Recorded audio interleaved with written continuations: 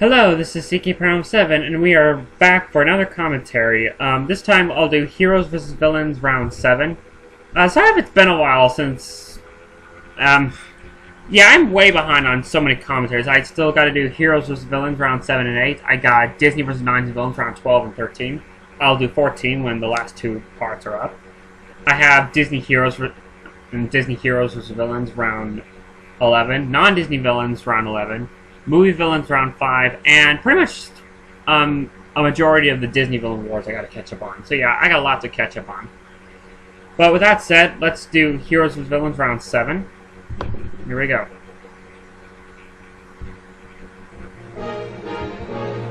So we start off on the Forbidden Mountains, since we haven't seen much of them in a while, to see what Maleficent and her allies are up to.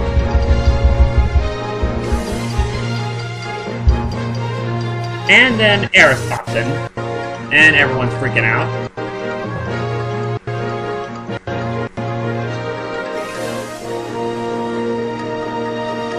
So yeah, Eris explains to them about an evil plan, and while that's going on, Claudana sneaks in and pretty much copies a file off his mock supercomputer.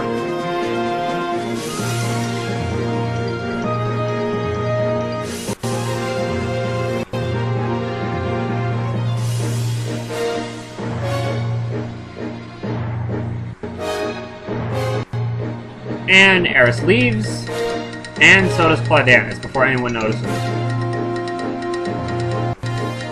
Back on the RLS Legacy, Mulan, who is, you know, in trouble with Amelia for stolen on their ship, but Jim, pretty much, helps and saves Mulan from whatever Amelia had in mind, and says that he'll watch over her and stuff on the ship during their adventure. The captain agrees, but Aslan and puts Jim in charge for looking after the woman. Why would you do that? And in case anyone's wondering, those sound bits I just used are actually Pocahontas' sound bits from Pocahontas 2. Yeah, I know, it's kind of cheating, but, Thank you. I felt like the scene needed some form of sound bits. What? Like him, don't you? No. Alright, yeah, sure. And yes, as y'all imagine, there's some sort of chemistry going on between Jim and Mulan. Meanwhile, Clayton goes out to try to capture Littlefoot and friends himself.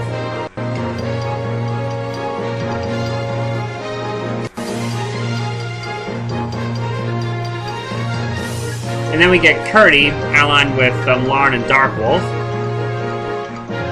Yeah, for those who don't know, Curdy is one of the heroes from The Princess and the Goblin, and to me, he's the only likable character in that movie. Then we get back to Radakin and Caterwall's faction, as they all discuss about their plans, but also have somewhat of a money issue as well. Why do animals need money? I don't know, just go with it. And as they discuss the matter, they are interrupted by a certain con cat known as Meowreese.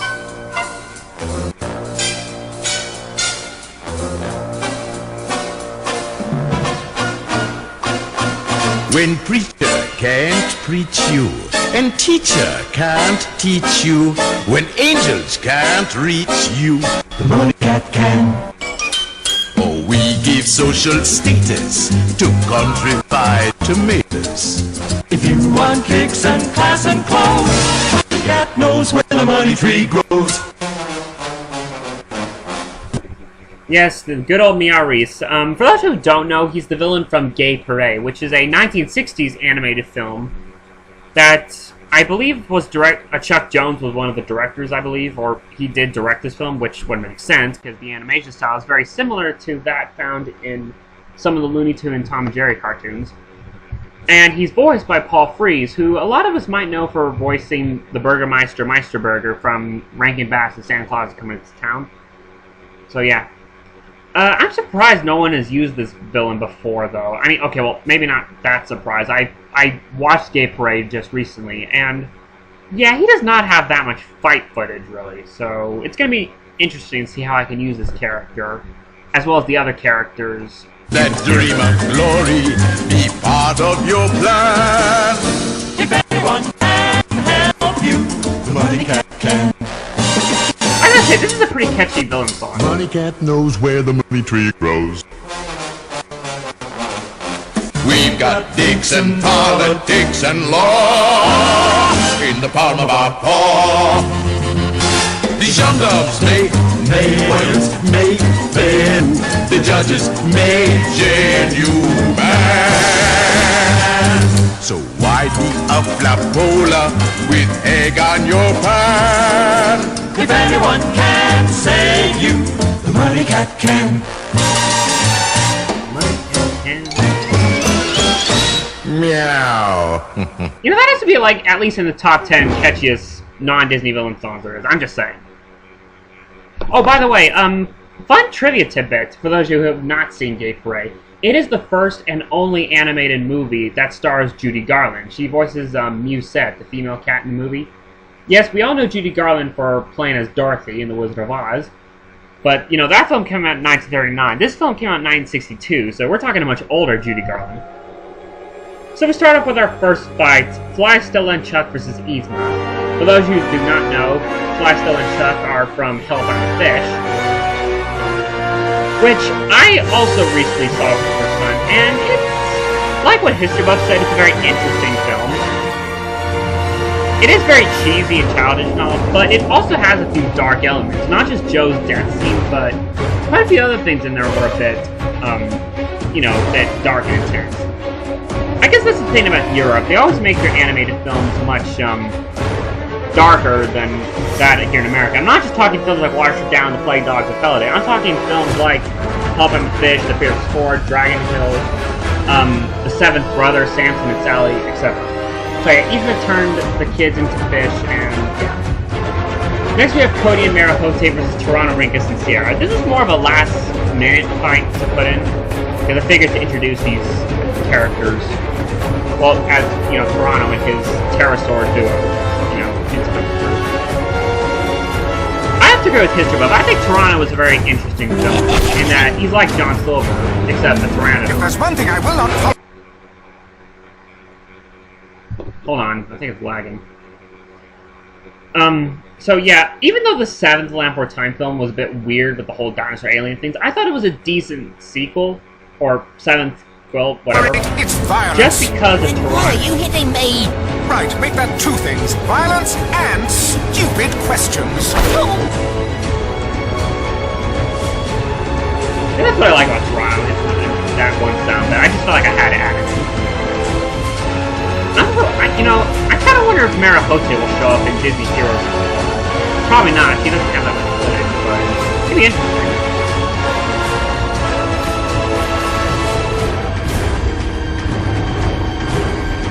Next we have Littlefoot and Friends versus Playful and the Wolves, made by Disney Daniel 93. Yeah, Disney Daniel wanted to make a Littlefoot fight ever since I started doing the series.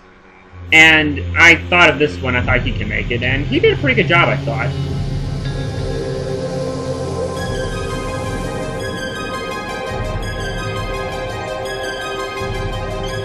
Although I kind of had I gave him a suggestion about using the footage of Littlefoot and Friends from the Big Freeze. At least that's where most of the footage is from. Turn this up a little.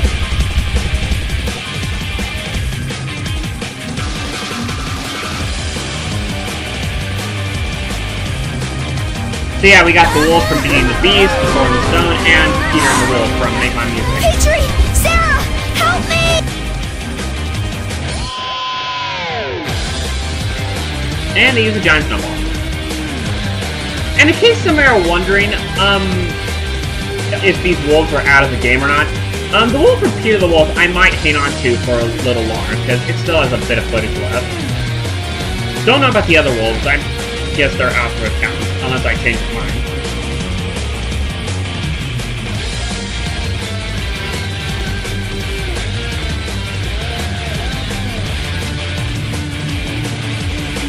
I believe Daniel said besides the 8th and the 8th film, I believe he put from the 3rd, the 6th, and the 11th, I believe, if I remember correctly. But yeah, he did a really good job with this. You know, I'll be fairly honest with you people. As Littlefoot's story, I have somewhat planned out for part 1. Part 2, I'm not sure. I mean, they have plenty of footage they can go on in Part 2, but I don't know what to do with them in Part 2, because I can't think of any Disney television villains they can fight.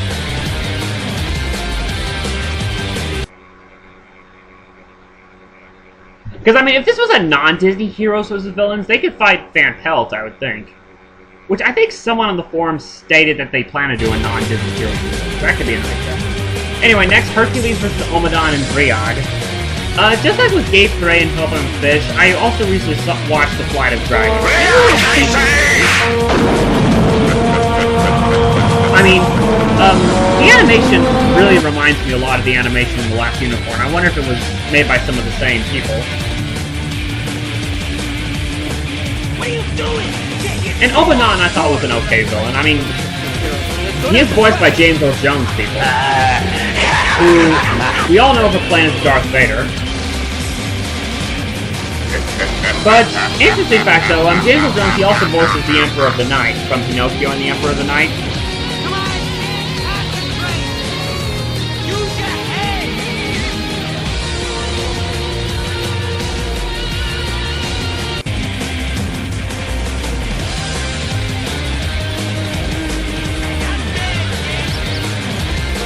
One thing I will have to point out about my rounds, as a lot of you might have figured out, is music looping I am not good at, because I don't think I could do that with the program. All I have was Windows Live Movie Maker, so I can't do music looping very well. Next we have Derek versus Shan Yu, and this really isn't a fight, but more or less just Derek running into the Mongol Army. And Shan Yu just warning him just to back off and just be wary of him and any other of his allies. You know, as annoying and idiotic Derek can be, he's a good fighter. I mean, like this move he can do, just catch an arrow and just shoot him back.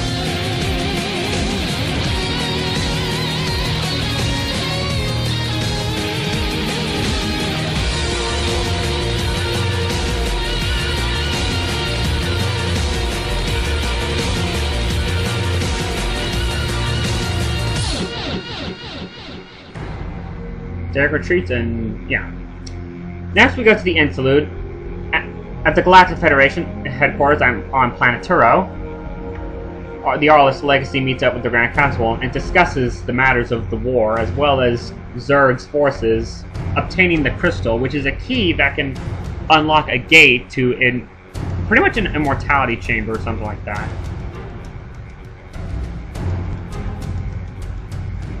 I mean, if y'all saw Heavy Metal 2000, you know what all this crap is about. Like I said, it's a pretty bad film. Like, it has horrible animation and stuff.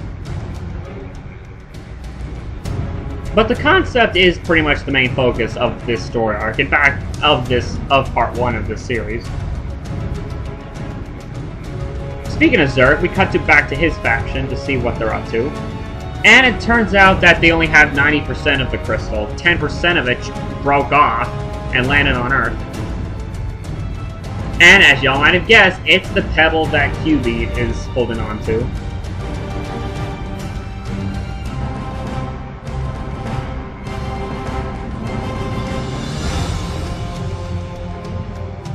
We are going to march right in there, and we are going to take pride. You know, another thing that... okay. I was wondering if you guys can help me out with one thing. Do you guys know how to darken a video? Because one issue I have with my videos is that they are so bright. Like, the coloration and the stuff. If someone could help me to figure out how to change the tone of the brightness, you know, make it a little darker so we can see it better, I would really appreciate that. Because this bright coloration is really just kind of bugging me. I mean, I don't know how it keeps doing that. I mean, it's not like it does this all the time, it just seems to do that. So we cut back to Patch of Heaven, where Alamy Slim and Amos Slade set up Animal Cruelty Squad Sector C right here.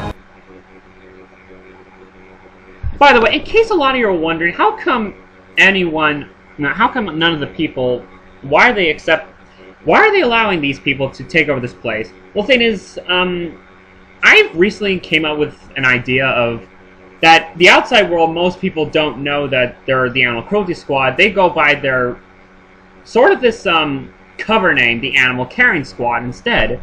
But really, they don't know they're the Animal Cruelty Squad. At least that's the idea I'm coming up with. In case anyone's curious to know how anyone's accepting this. The animals, I'm actually having worried about this, and not just the good animals, even Napoleon's faction is concerned. And Charlotte and Spirit watch the suspicious pig run off. Meanwhile, the Colonel turns out to be working for Ratcliffe. Don't disrupt our mission.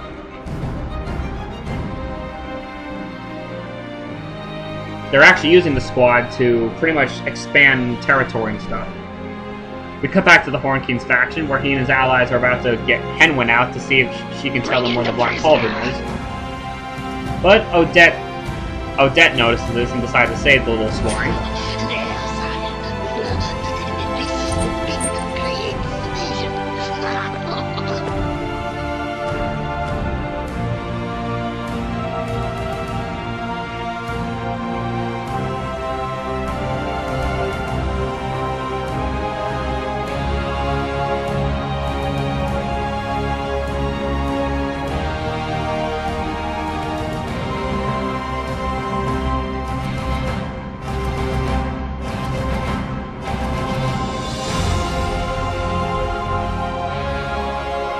Yeah, a little brief confrontation between Odette and Facilier right there.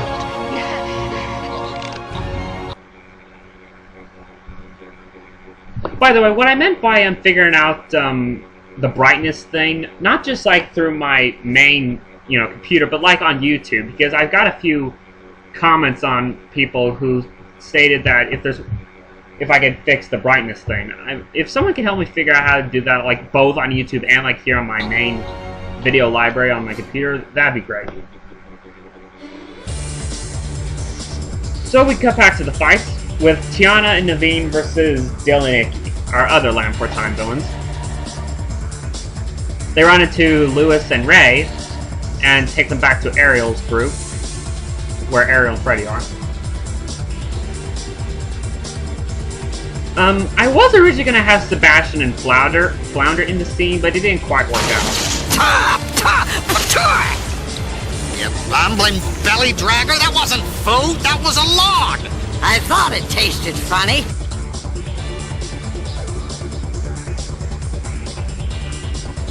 I was originally gonna have Tarzan fight Dill, but then I thought again, yeah, Tarzan fighting a 50-foot Dinosuchus, that doesn't make any sense. Because, yeah, Dinosuchus was a giant crocodile that hunted dinosaurs, so how on earth would Tarzan be able to take her on? You let him get away! Me? It was your fault. You're dreaming to be quiet! You'll be quiet. Oh yeah? Well, you're the one with the big mouth!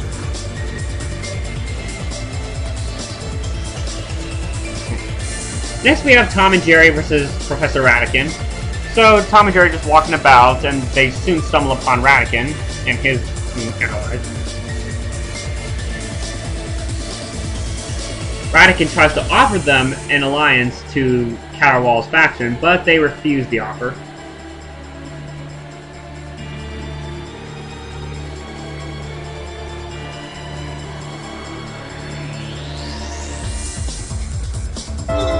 Very well. If that is your decision.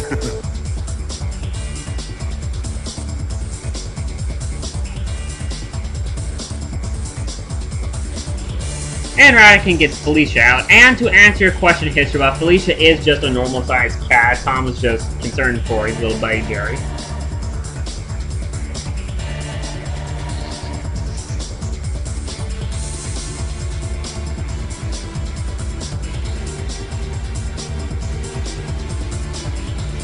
And Ralph and Snitter come to the rescue.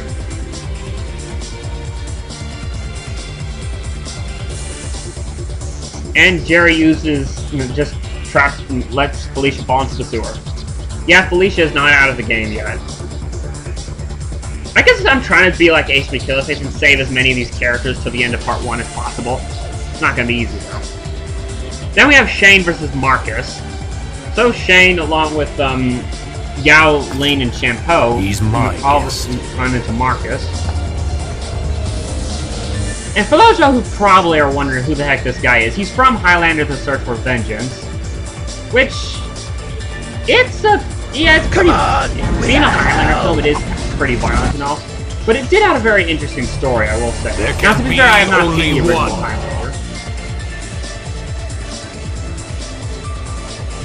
And I'm not sure if I'll be using other anime movies. Most of the animes will probably come out till Part 2, once I start using television characters. And Shane and his allies have been captured. Next is Rex and friends versus Amos Slade. So after failing to capture Littlefoot, McLeach is furious at Clayton, and Amos decides to volunteers to go get some dinosaurs that he heard are on the loose. These are wild beasts. It should tear your head off and look at you.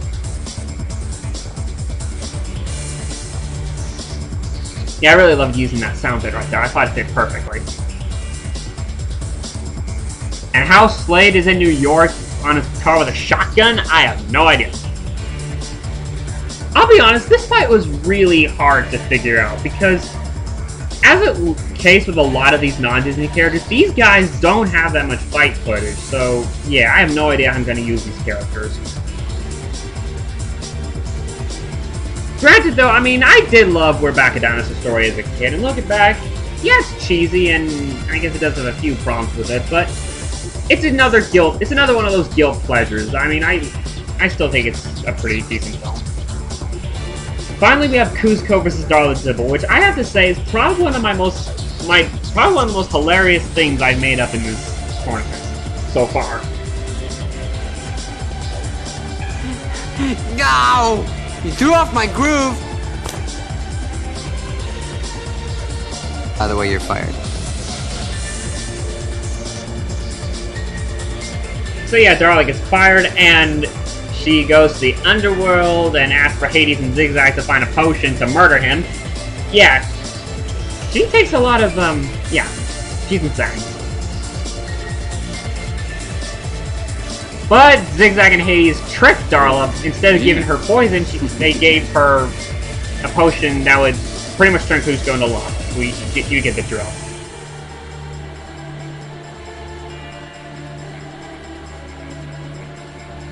So they just tricked her on all. Tasty. And I'll be honest, I have no idea what to do with Darla in this series. At least, you know.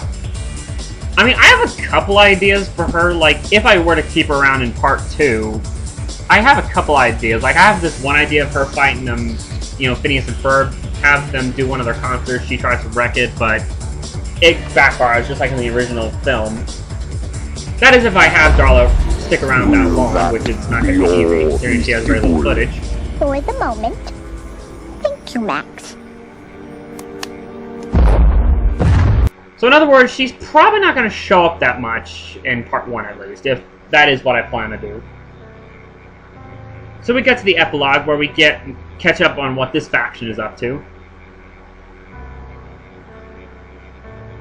Probably the largest faction of heroes so far. Well, no, the largest would have to be the space faction. So yeah, Garrett explains to everyone how he became blind, and in this case, he had a confrontation with the Headless Horseman. And in case y'all wondering, yeah, this will come back later to haunt him.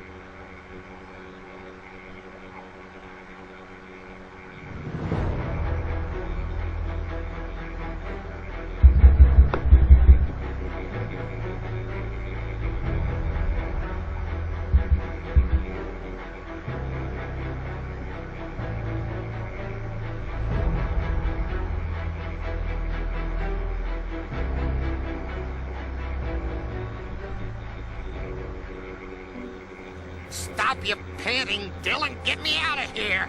Get yourself out! So, Zira recruits Dill, Icky, Toronto, Rinkus, and Sierra to Scar's faction.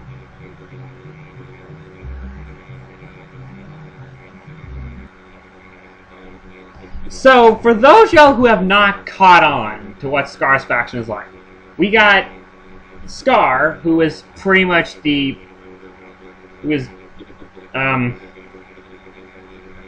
what's his name? You know, the uncle from the story Hamlet. He's, that guy. He's... Or like Adolf Hitler line, you got his mate, Zira, you got Shere Khan, you got Ka, you got Claudanus, a cat who knows how to use a computer, Wonward, who is also, like, who's pretty much a Nazi rabbit. That's kind of a weird statement. You got Drake, you got Ozzy and Strut, you have Dylanicki, and then you got the 3 pterosaurs. So, yeah, he's got quite an interesting faction going on here. Meanwhile, Derek meets up with Lauren Darkwolf and Curdy, and they're all on the way to the Royal Council to try to warn them about more news about the war. Meanwhile, Ariel's faction comes across one of Yzma's potions that fall into the bottom of the sea. Ariel and Freddy both accidentally inhale it, and Ariel becomes human, and Freddy becomes an anthropomorphic frog agent. I don't know how the concept works. I'm just making this stuff up.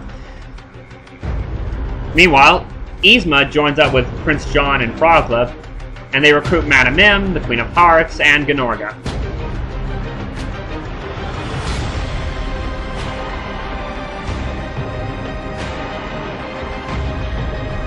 Back at this sorcerer faction, Gandalf warns them about the One Ring, which is somewhere out there.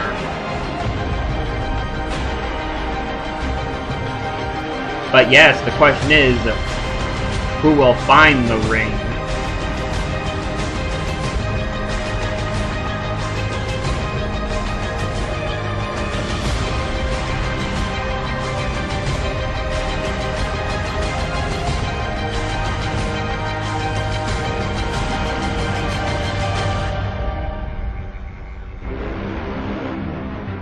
And Clonus stumbles upon Sharptooth, just lying unconscious after his fight with Simba.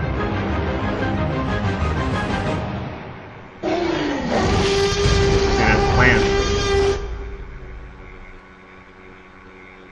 I just could not resist using that Jurassic Park T-Rex 4. So yeah, that was Heroes vs. Villains Round 7. Yeah, sorry if this commentary wasn't that interesting. It's been a while since I've been doing these. So yeah, that was Round 7. I will do Round 8 whenever I have the chance. You know, because I'm very busy in the real world with school and my new job at Kroger, my other job at the animal clinic, and, of course, working on this villain series, and, of course, watching the several anime TV shows, and pretty much a lot of stuff's going on. So yeah, this is CK Round 7, and have a nice day.